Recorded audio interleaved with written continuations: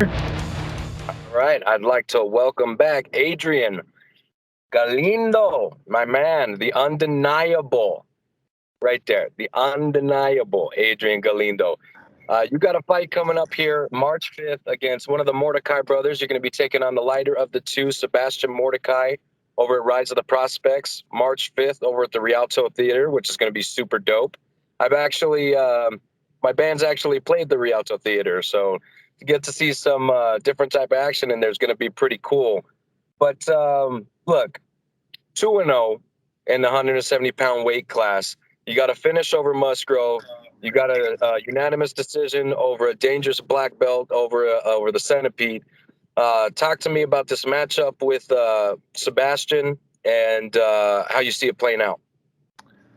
So first and foremost, it's probably, it's got to be a real dangerous opponent. He's 3-0 going into this. I'm 2-0, so one of us is going to lose that undefeated streak.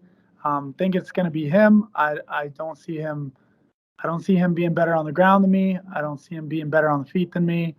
I'm looking for the finish. I have one submission going in. I need one more. I need at least one knockout before I try to go pro here. Hopefully this will be the 3-0 mark. I can start looking at titles around that right after that. I try not to get too caught up in what goes on after. For me, it's all about the here and now. So I think rear naked choke in either the second or third. I think the first is going to be a little bit of feeling out. I see him getting a little overwhelmed on the feet. I'm going to take it to the ground and choke him out.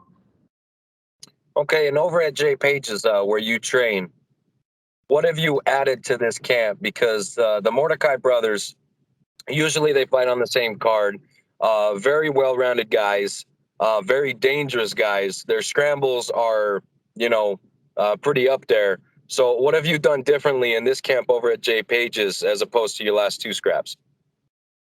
To be honest, not a whole lot different. We have some dangerous guys all around. Whether it's one of my training partners just competed at the EBI qualifiers. He submitted two guys, lost at the third by decision, I think, and those are world class black belts. So again, I don't see him being any better on the ground where I'm going to get overwhelmed.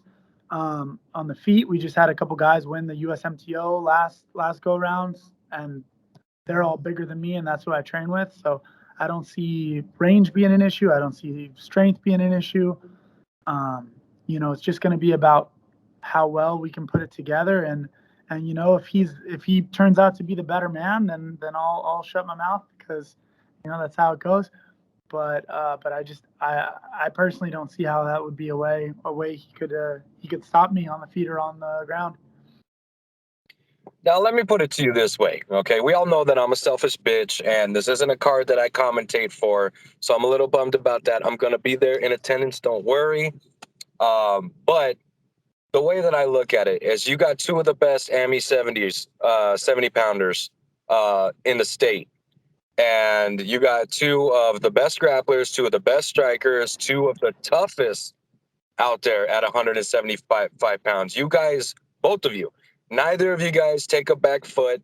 Neither of you guys shy away from a gunfight or, a fight on the floor against somebody who's maybe got more experience than you, in that realm. You got two just straight badasses that are going to meet in the middle. And, like you said, the better man will win. Someone's going to lose their O.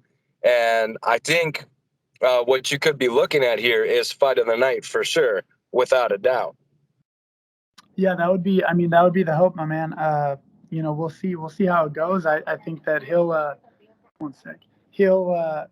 be able to. I think he'll be able to match my pace, and he'll be able to keep me on the feet, keep me on the ground, just as much as I will be able to do for him. So I think it's going to really come down to whoever wants it more and who's willing to get after it more. You know what I mean? Personally, it's been a rough couple of months in terms of just running a second business here. We got a second restaurant. My grandpa actually passed away last month, so I've been training extra hard for him. I mean, I've been ice bathing every day, like my boy Muhammad Ali says. Done something new for this fight. Been chopping trees, wrestled with an alligator. I've been getting after it, my man. Well, that's very good to hear. And condolences on the grandpappy. You know, that All good, my sucks. man. But like I said, two of the best guys in the weight class going down March 5th over at the Rialto Theater. Look, general admission is only $40. I think VIP is like $60. So this isn't, you know, a crazy expensive show. Again, here in my hometown, you know what I'm saying? So I'm looking forward to that short drive. You know what I mean? That's just a short drive.